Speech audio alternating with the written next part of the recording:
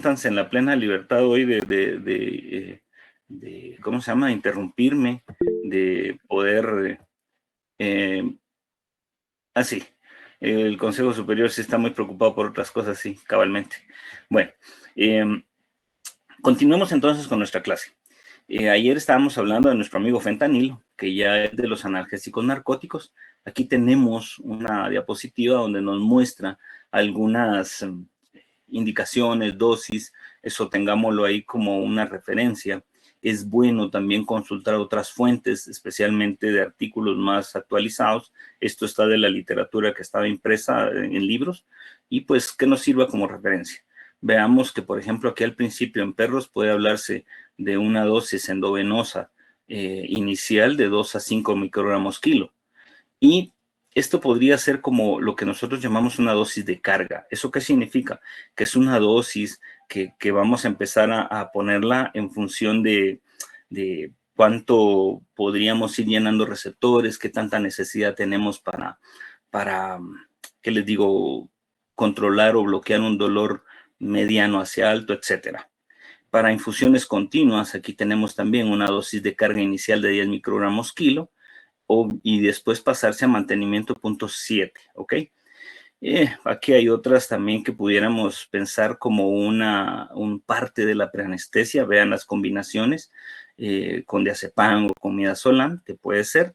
Sin embargo, más adelante tenemos que ir viendo que a veces esas combinaciones van a depender mucho del tipo del paciente que estoy trabajando, porque hay algunos fármacos, como el caso del diazepam, que puede tener alguna incidencia en la presión arterial.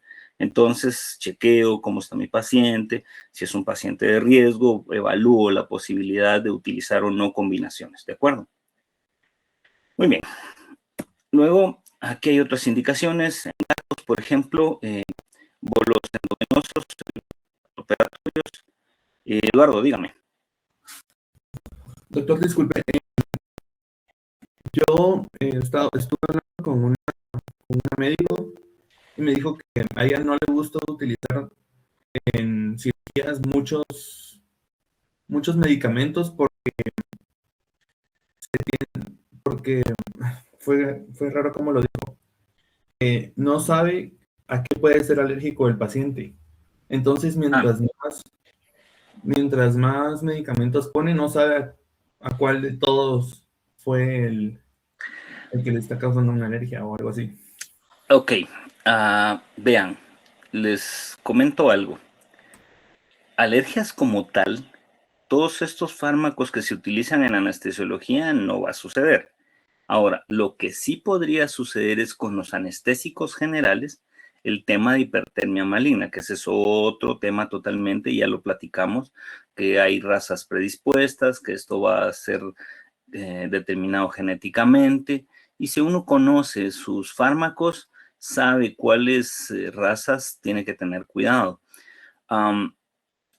Yo les he insistido mucho de que cuando ustedes agarren 2, 3 fármacos de caballito de batalla, lean mucho de ellos, porque entonces saben qué esperar del fármaco, saben que hay fármacos que van a actuar a diferentes niveles y que por lo tanto, si algún fármaco comparte receptores o efectos, sí ya podría darme unas acciones negativas. Pensemos en una depresión muy importante respiratoria o una cardiovascular, que es de lo primerito que tenemos que estar como al tanto con este tema, ¿ok? Entonces, saben que parte de los objetivos del curso de farmacología es darles ese conocimiento para que ustedes tengan y hagan su propio criterio respecto a qué tanto uso, dónde lo uso, en qué dosis lo uso, ¿sí? Ahí es donde su criterio profesional empieza a tener como mucho peso. Colegas míos, especialmente contemporáneos, no son muy dados a cambiar su forma de trabajar. ¿Por qué razones? No lo sé, pero tampoco vamos a criticar a nadie. Pero yo les diría que en el caso de ustedes, leamos mucho de cada fármaco. yo me voy a dedicar a, ¿qué les digo? Especies silvestres, ok. En especies silvestres tenemos este y este fármaco disponibles. Ok, leo mucho respecto a ellos y veo si puedo utilizarlos sí o no en X o Y especie. En especies silvestres, de pronto es un poco más amplia la gama de pacientes a trabajar y por lo tanto también tengo que conocer cómo los fármacos que tengo disponibles son versátiles o no. Por ahí diría yo mi comentario, ¿ok? Listo. Muy bien. Está bien, gracias, doctor. Bueno, de acuerdo, pues aquí también hay unas referencias en el caso de gatos, si hacemos endovenoso, infusiones continuas, mantenimientos, que les quede ahí como referencia, ¿ok? Y no nos vamos a detener mucho en esto. Efectos adversos, aquí es donde de pronto sí tenemos que tener un poco de cuidado, tenemos que conocer esto. En el caso de fentanilo, una de las cuestiones que puede dar es una sedación profunda, lo cual no es tan malo, pero sí el monitoreo tiene que ir a la par. Sin embargo, aquí el siguiente, tal vez sí es uno de los pecados importantes que tiene fentanilo, que hay una depresión respiratoria que no tenemos que dejar pasar por alto. Cuando nosotros ponemos fentanilo, muy probablemente la actividad respiratoria puede disminuir. Sin embargo, tengo que estar muy pendiente de la saturación de oxígeno, de la capnografía y la frecuencia respiratoria. Con esos tres parámetros que se mantengan dentro de rangos aceptables, ok. Pero si en algún momento el paciente empieza a presentar una disminución muy importante en cuanto a esos parámetros que les mencioné, pues tenemos que tomar cartas en el asunto. En este caso, pues les he mencionado bastantes veces que, por ejemplo, la administración de norepinefrina en goteos continuos estabiliza bastante al paciente. En el caso de la respiratoria también ayuda. Y eso sería como lo más importante. Aparte que fentanilo, no sé si viene en la otra diapositiva, no me recuerdo, pero también tiene un impacto importante en el trabajo cardiovascular. También puede darme un chance de que el paciente baje su trabajo cardiovascular, que presente algún grado de hipotensión y por lo tanto el monitoreo que hemos insistido esto hasta el cansancio también se hace muy importante, ¿de acuerdo? Entonces, si continuamos con otros de los efectos adversos, dice sensibilización auditiva. ¿Esto qué es? Resulta que cuando tenemos a un paciente que está recuperando de anestesia y hemos utilizado fentanilo, muy probablemente vamos a tener también una hipersensibilidad del sistema auditivo, es decir, un sonido que pudiese ser un poco bajo, digamos, puede ser muy magnificado por un efecto secundario de fentanilo y el paciente lo va a percibir como que fuera un ruido muy fuerte. Entonces, el cuidado de la recuperación postoperatoria es, ¿qué les digo?, lo más aislado posible, tener cuidado del paciente de movimientos, de luz muy fuerte, de sonidos. Por ejemplo, si a alguien se le cayó una pieza instrumental sobre la mesa de cirugía, eso puede llegar a ser un estímulo auditivo muy fuerte. Por lo tanto, eso también podría desatarme un poquito de disforia si fuera el caso. Eduardo, dígame. Para complementar algo que dijo ahí, o para dar mi experiencia que tuve una vez en clínica, un perro, hicieron una castración y fue con fentanilo. No sé qué medicamento porque fue hace como 3 años y la doctora no me quiso decir. Ah, ok. Pero estaba muy enojada porque su enfermero puso al perro a recuperarse a la par de donde hacían grooming. Ah, sí, mala idea. Mala idea. Sí, no. Eh, uno tiene que tener ese cuidado. Inclusive, gracias por el comentario, porque inclusive haciendo protocolos de proanestesia buena, productos transoperatorios bien, anestesia bien y todo lo demás, es bien importante que los procesos de recuperación de anestesia se hagan en los lugares lo más noble posible, lo más tranquilo posible, lo más controlado posible. A veces inclusive nos podemos esperar un efecto secundario de un fármaco que no esperamos. Los que pues ya sabemos, como estamos hablando ahorita, pues ok, con mayor razón. Pero sí, ponerlo en un lugar como eso sí fue muy mala idea, definitivamente. Otra cosa, bueno, ¿algo más? Listo. Veamos entonces que también puede haber alteración en la termorregulación. Cuando hablamos de alteración en la termorregulación, recordemos que pudieran haber casos donde la actividad cardiovascular se vea deprimida, el paciente puede entrar en una leve hipotermia, no, si, no es muy frecuente, pero pues mantener controlada también la temperatura del paciente es una idea de que todo el tiempo tenemos que hacer durante cirugía, ¿ok? Veamos qué viene por acá. Ok. Vean esto. Obviamente este paciente va a presentar dolor. Obviamente tenemos que manejar protocolos con analgesia, inclusive hasta para el diagnóstico de poder manejar bien a este paciente, tomarle una radiografía adecuada sin causarle mucho más dolor.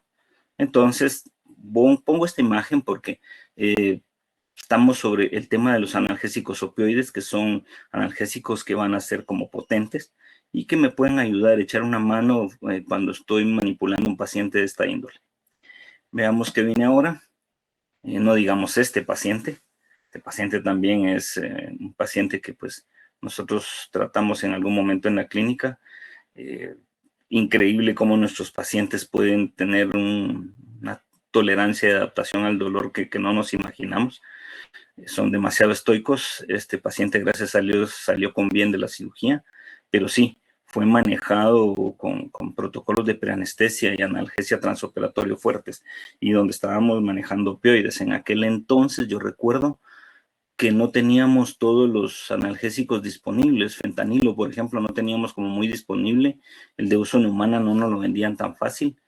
Creo que fue trabajado, si no mal recuerdo, con tramadol continuo o algo así. Pero pues a lo que voy es que sí son pacientes que requieren analgésicos potentes, ¿de acuerdo? Doctor, una pregunta sobre, disculpen, sobre Sí, fentanilo. sí. En un paciente cardiópata que tal vez tenga un reflujo atrial, ¿se podría dar fentanilo como preanestesia para una cirugía, por decir, ya como muy invasiva Ok, y esa es no una le muy buena bajaría la pregunta. presión? Esa es una muy buena pregunta, porque aquí tenemos que ponernos en el primer contexto. ¿El paciente ya tiene diagnóstico y está medicado? ¿O no tiene diagnóstico? ¿O tiene el diagnóstico pero no está medicado? Esa es una de las cuestiones. Permítanme un segundito que me está entrando una llamada, creo que es de dirección de escuela. Permítanme un segundito.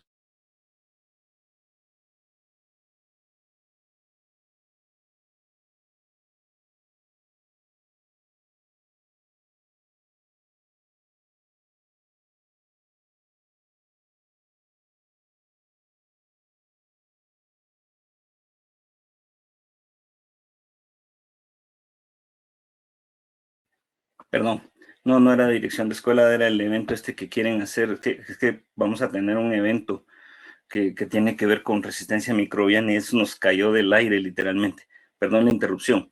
Entonces, estamos, perdón con su pregunta, que era si es un paciente cardiópata. Yo le planteaba las dos posibilidades, si acaso es un paciente que ya está medicado o no, especialmente con diagnóstico.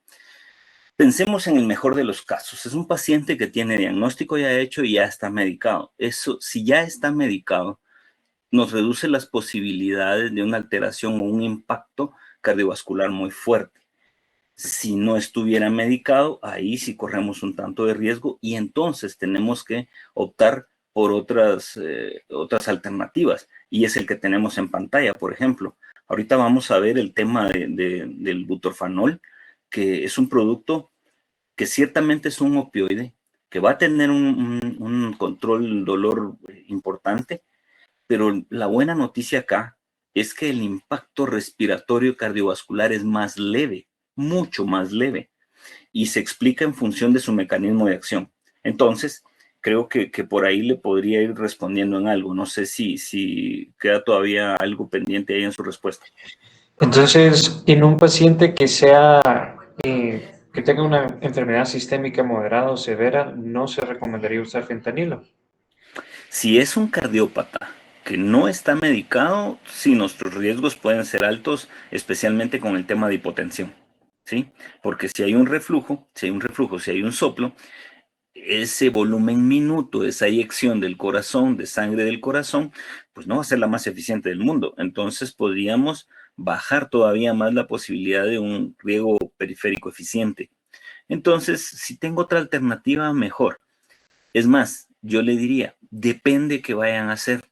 Porque, por ejemplo, que fuera una cirugía de una fractura multifragmentaria, miembro torácico, entonces puedo auxiliarme de un bloqueo axial, por ejemplo, axilar, y con eso ya voy a evitarme el uso de analgésicos opioides, inclusive hasta el mismo butorfanol, porque estoy haciendo un bloqueo completo del miembro pélvico y entonces puedo trabajar un buen rato con eso. Eh, por eso les digo yo, traten en la medida de lo posible de ir integrando lo que hemos estado viendo, porque hay alternativas, hay alternativas. Am, Pensemos en otro tipo de cirugía, tejidos blandos, abdomen, invasiva. Ok, yo sé que la utilización de opioides o cualquiera de los analgésicos, porque el paciente es cardiópata, encima no tiene un diagnóstico totalmente hecho y por lo tanto tampoco está medicado, ok, hago una epidural. Hago una epidural. Hay varios, 2 o 3 medicamentos que se pueden utilizar para una epidural y con eso ya estoy bloqueando en una forma importante el dolor que se puede ocasionar a partir de las vísceras. ¿Sí? Estamos ahí con su respuesta. Estamos, doctor, gracias. De acuerdo. Ok, ¿algo más? ¿Alguien más tiene alguna otra pregunta? Listo. Vamos a ver. Entonces, poniendo, perdón, la imagen no salió como muy buena. Este es el producto que acaba de ingresar a Guatemala. Parece que fuera como muy comercial, pero resulta que es el único que tenemos. Esto es butorfanol. Y Brian, por favor. Buenos días, Doc. Solo tenía una duda. En el caso de que haya, no sé si existe una sobredosis por fentanilo, ¿existe algún antídoto que pueda contrarrestar los efectos de esto? Uy, antídoto específico no. Lo que podemos hacer es cabalmente lo que le decía hace un momento. Norepinefrina, la administración de norepinefrina puede levantar bastante bien el trabajo cardiovascular. Eso es una buena opción. Tal vez no son bolos grandes, pero sí una infusión continua me va a mantener el trabajo cardiovascular, creo que le digo sostenido. Y aquí hay una buena noticia. Lo que les decía al principio del tiempo efectivo de acción de fentanilo. No es mucho, afortunadamente no es mucho. Se llega a metabolizar, vaya, por ahí de unos 30 minutos. Y si estoy haciendo una infusión continua con norepinefrina, puedo estar como contrarrestando ese efecto negativo. Pero un antídoto específico para fentanilo, ay, tal vez solo que tuviéramos naloxona, que naloxona también me puede servir. El único inconveniente con naloxona es que la adquisición no es muy fácil, ¿ok? Ese es un inconveniente, ¿de acuerdo? Gracias, Doc. Ok. ¿Alguien más? Ok. Listo, entonces les decía que este es el producto que tenemos comercialmente ahorita en el mercado, que es butorfanol. El butorfanol, vamos a tener el chance, quiero ver, ahí está. Esto es un opioide sintético. Si queremos ver sus características como muy externas, es un polvo blanco cristalino que es soluble en agua y se dice que es 5 veces más potente que morfina. Ah, pero usted me acaba de decir que fentanilo es mucho más potente. Sí, pero entonces yo pongo en la balanza. ¿Qué necesito? Una acción analgésico muy fuerte, pero que tiene impacto respiratorio cardiovascular, o un analgésico opioide que sí sea potente, tal vez no tanto como fentanilo, pero que me pone en menos riesgo al paciente desde el punto de vista respiratorio cardiovascular. Repito, criterio. Por ahí vamos con criterio. Mi paciente, el ASA y la ponderación, la clasificación de mi paciente, también me ayuda a tomar decisiones. ¿Listo? Eduardo, dígame. Doctor, ¿por qué se utiliza la morfina como un punto a comparación? Punto de referencia, porque morfina es un opioide natural, fue el de los primeros que se empezaron a trabajar dentro de los analgésicos narcóticos, y resulta que morfina como tal sí es bastante potente y, como yo les decía, uso a largo plazo tiende a ser como, no a largo plazo, mediano plazo, tiende a ser como, vaya, bastante seguro. Les mencionaba en la clase anterior que en pacientes terminales de cáncer se puede ir utilizando, me va a mantener controlado el dolor y por lo tanto, por ese uso prolongado tiende a ser, pongámoslo entre comillas, bastante seguro, ¿sí? Entonces, por eso lo pusieron de parámetro de referencia. Tiene varios aspectos a considerar porque, ¿qué le digo? Utilizar un fentanilo tan constantemente en algún momento podría sensibilizar receptores, podría llegar a causar depresiones cada vez mayores cardiovasculares, etcétera, lo cual no sucedía con morfina, ¿sí? ¿Estamos? Sí, doctor, gracias. Ok, continuemos entonces. Aquí les digo, pues esto es como características generales del butorfanol y en cuanto a la farmacodinamia. Y aquí en farmacodinamia creo que voy a tener el chance de, ya tengo autorización del doctor Orellana de proyectarles las diapositivas que él dio en una charla, me parecen muy buenas, pero inicialmente, ¿qué vamos a decir? Que el butorfanol tiene una farmacodinámica, un mecanismo de acción doble, porque va a actuar a nivel de los receptores Mu y a nivel de los receptores kappa. A esto le vamos a llamar un mecanismo de acción dual.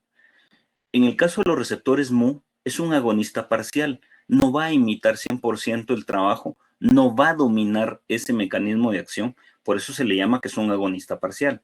En cambio, ¿qué? Es un agonista puro, un agonista completo y es más dominante de los receptores kappa.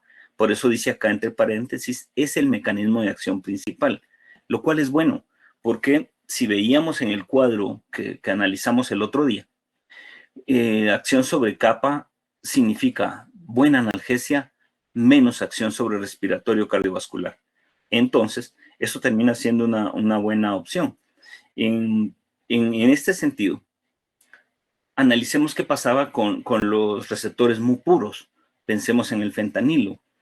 Este me daba como consecuencia final, sí, mucha analgesia, pero depresión cardiovascular respiratoria. Al no ser 100%, ese impacto es menor.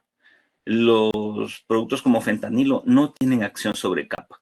Y si kappa va a dominar, resulta que la frecuencia respiratoria incluso se veía favorecida. Entonces, esto es algo bien importante. Cuando nosotros, yo les mencionaba que hace tiempo tuvimos butorfanol acá, nunca nos presentaron la información completa y de pronto, si no se leyó al respecto del fármaco, además de lo que el vendedor nos presentaba, pues la gente lo único que lo tomaba era como un analgésico caro y punto.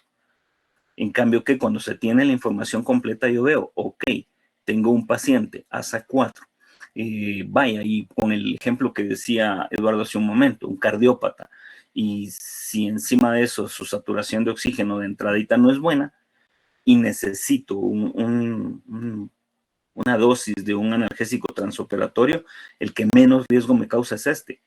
Entonces, pensar que el producto pudiera ser caro, yo creo que se paga de sobra cuando uno está pensando en entregar al paciente vivo.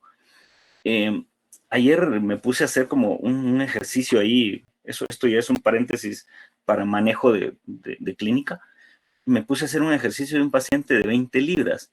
¿Cuánto podría costarme una dosis de butorfanol en un paciente de 20 libras transoperatorio que necesita analgesia? Resulta que lo que va uno a gastar aproximadamente, ya cuando el precio público se ve, va por ahí de, me recuerdo que salían, no sé si eran 39 quetzales, algo así, la dosis de un paciente. Entonces, yo creo que si yo le incremento 40 quetzales a una cirugía donde voy a poder incluir un fármaco que me va a ayudar a recuperar bien al paciente, a controlar su dolor y que la pase bien, a mi criterio se paga de sobra.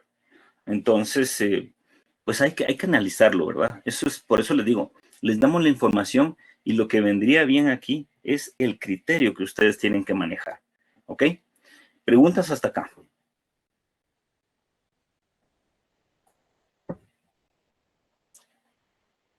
Oh, Eduardo, por favor. El butorfanol no deprime el respiratorio ni el cardiovascular, ¿verdad? Es un efecto de depresión mínimo, mucho, mucho menor que fentanilo. Tampoco quiere decir que butorfanol sea un santo, no, pero si va a ocasionar un efecto a estos niveles es mínimo, mínimo. Entonces, eso resulta ser una ventaja, ¿verdad? ¿Algo más? Gracias. Ok. En cuanto a la farmacocinética, dice que este fármaco sufre efecto de primer paso y solo una sexta parte de la dosis va a tener como una circulación sistémica.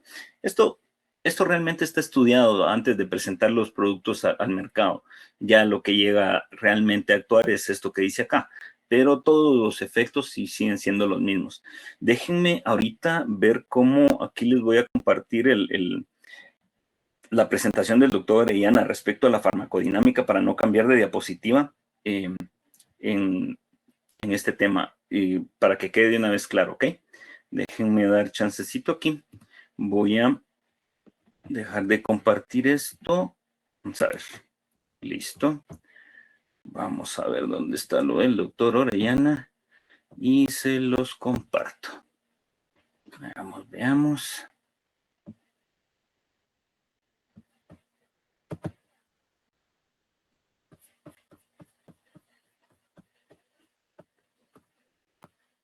Aquí está.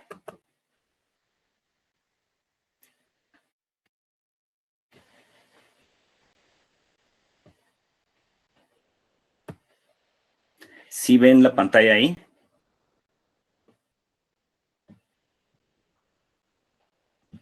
Sí, doctor. Sí se ve. Sí, doctor. Fantástico. Ok. Aquí habla de mecanismo de acción y aplicación. No sé si lo logran ver totalmente, pero dice pseudoanalgesia. Resulta que también parte de los beneficios de butorfanol es que al momento de ser aplicado, incluso con otros fármacos, me va a dar una pseudoanalgesia bastante satisfactoria. Dice acá, impacto fisiológico negativo. El estrés metabólico retrasa la cicatrización y prolonga el tiempo de recuperación del paciente. ¿Recuerdan que hablamos respecto a que sí teníamos el chance de cuando no controlamos bien el dolor, el estrés metabólico posoperatorio le puede dar problemas al momento de la recuperación? Entonces, uno de los objetivos en cuanto a tratar el dolor es justamente ese desafío que tenemos de controlar el estrés metabólico.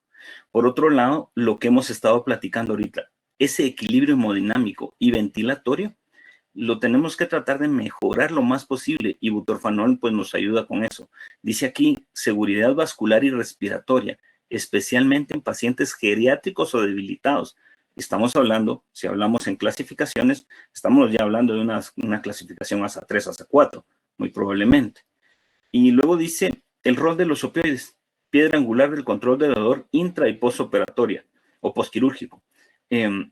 Obviamente, cuanto más seguro sea mi opioide, cuanto más seguro sea mi analgésico narcótico, es mejor.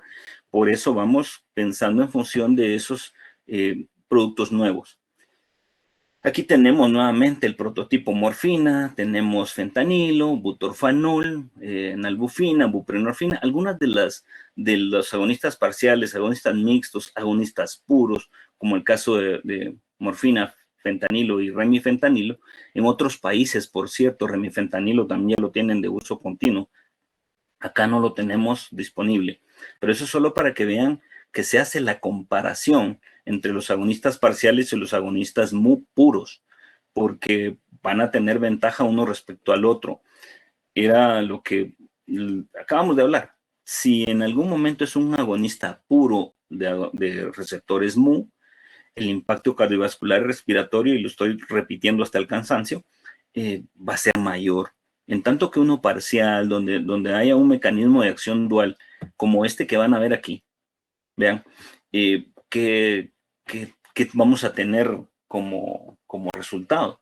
Si va a tener como objetivo principal el caso de butorfanol, el receptor kappa, que si queremos ser todavía mucho más específicos, es un receptor que se llama OP2. Ahí es el objetivo principal de butorfanol. Con este va a empezar a controlar muy bien el dolor sin tener necesidad de entrarle al receptor mu, que es el OP3, que este es el que me va a causar una depresión respiratoria principalmente y un tanto también cardiovascular, ¿sí? Entonces, este mecanismo de acción dual es el que tenemos que tener presente para cuando estamos tomando la decisión de, ok, voy a utilizar un producto como butorfanol, que tiene ese chance de actuar sobre los dos, pero principalmente sobre capa, ¿ok? Preguntas acá.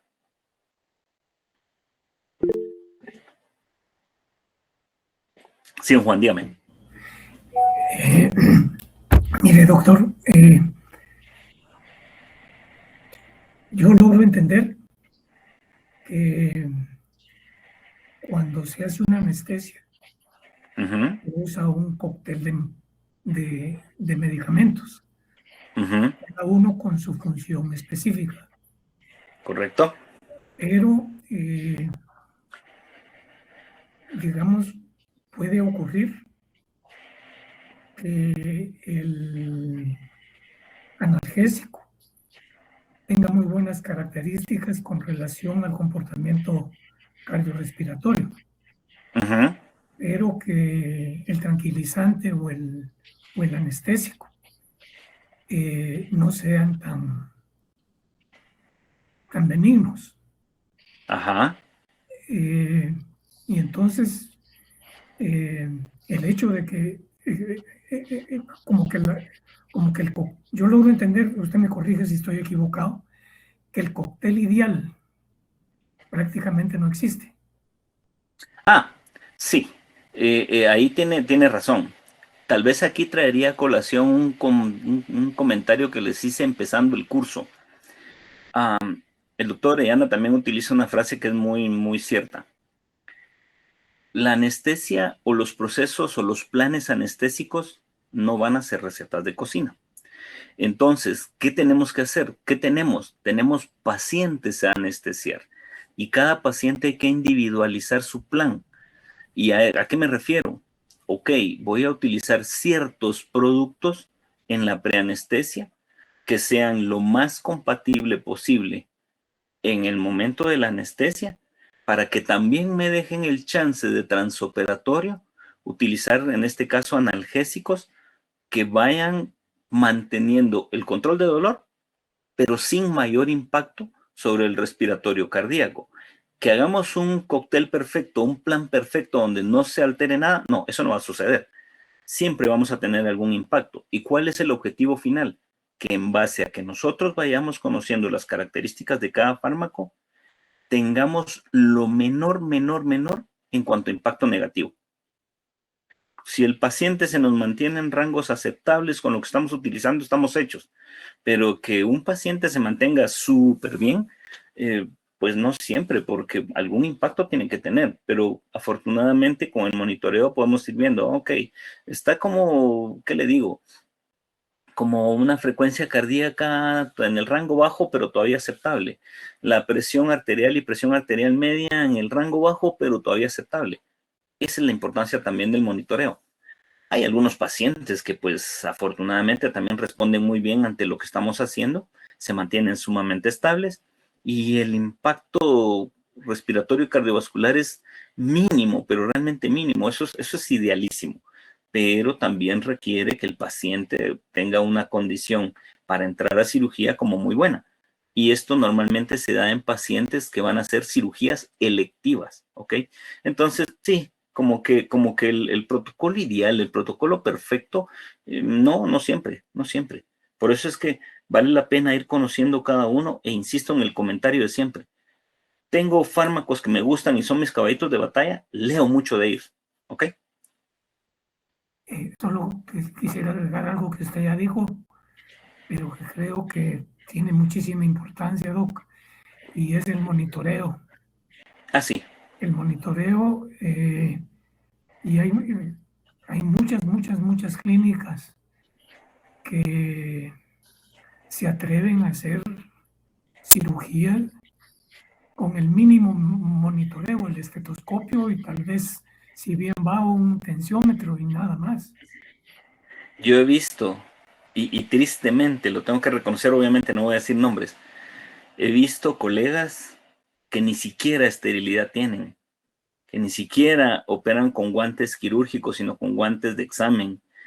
Y pensar en monitoreo de un estetoscopio, ni lo soñemos, porque no se toman la molestia de alcanzar su estetoscopio. Tristemente hay cosas como esas. Pero cabalmente para evitar eso y que ustedes en su formación tengan lo mejor posible es que tratamos de dar todo este tipo de información, ¿de acuerdo? ¿Algo más? No, gracias, Doc. Ok, entonces ya que vimos este mecanismo de acción dual, vean algunas de esas interacciones, alguna de esas características que podemos ver. Cuando intervenimos los receptores Mu, vamos a tener una analgesia supraespinal. Es un potente control del dolor y ok, todo esto está muy bien, pero tenemos una depresión respiratoria y aquí inclusive el doctor Orellana pone riesgo alto. Hay una inhibición directa en el centro respiratorio. Eso es parte de lo que tenemos que tener en consideración. Puede haber miosis, bradicardia, ok, que eso lo van a causar casi todos. Disforia y dependencia. Disforia, esto sí puede suceder en pacientes cuando en proceso de recuperación empiezan a vocalizar, etcétera. Y dependencia, pues está referido en la literatura, sin embargo, no es tan dado entre lo que hacemos nosotros porque no se está medicando constantemente. Eso sería receptores Mu, específicamente OP3, ¿ok? Ahora vamos al siguiente, receptores kappa. Nuestro objetivo principal, es decir, el receptor principal es el OP2 y este me va a dar una analgesia espinal y visceral, por lo tanto visceral. Es una potencia moderada, analgésica, excelente para dolor visceral, nos dice. Se suma una característica que al estar trabajando receptores kappa, me va a dar un grado de sedación importante, lo cual es una ventaja, porque ya inclusive si tuviera necesidad de utilizarlo en el protocolo preoperatorio, pues vaya, ya tengo un paciente que pudiera causarle una pseudoanalgesia en combinación y esto tiende a ser bastante bueno, ¿de acuerdo? Aquí hay otra ventaja, seguridad respiratoria, dice por acá, mínima depresión respiratoria y se habla de lo que se llama un efecto techo. ¿Qué es esto? El efecto techo significa que en determinado momento estamos dosificando al paciente e incluso redosificando y este efecto no va a ser como una depresión mayor si estamos redosificando. Normalmente tiene un efecto que tiene como un límite y por lo tanto no va a ocasionar una depresión respiratoria importante. ¿Ocasiona disforia? Pues no, pues ocasiona de pronto una disforia leve, pero tendríamos que manejar dosis altas o bien una administración endovenosa muy rápida, lo cual no se hace.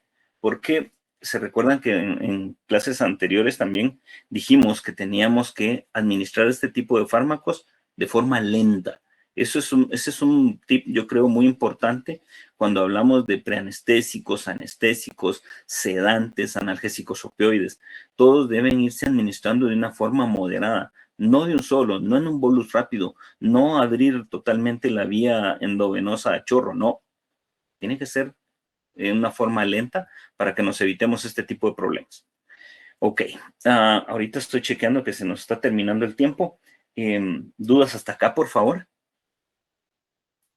Para de repente, no sé, ahorita creo que ya no nos da tiempo a regresar a la charla, a nuestra presentación original. Por cierto, esta presentación original, solo esto del doctor Orellana no está, porque ya no me dio tiempo a subirlo. O bueno, no sé si él me va a dar la autorización de subir toda la presentación o solo algunas, pero quería abarcar esta parte del mecanismo de acción en estas 3 diapositivas para que tuviéramos ese parámetro de comparación, insistiendo mucho en el impacto cardiovascular respiratorio. Por ahí, y que el efecto sobre kappa es el que va a determinar esta ventaja que tiene butorfanol. Sí, Juan. Con la lista, Doc, estamos sin lista hoy también. Sí, 1000 perdones, es lo que les decía. Hoy Pedro no está porque está atendiendo el laboratorio. Hoy nos vamos a quedar sin lista de asistencia. con suerte estoy terminando ahorita y entro a reunión en unos minutos de departamento porque tenemos 500 cosas que tratar. Sí, no va a haber lista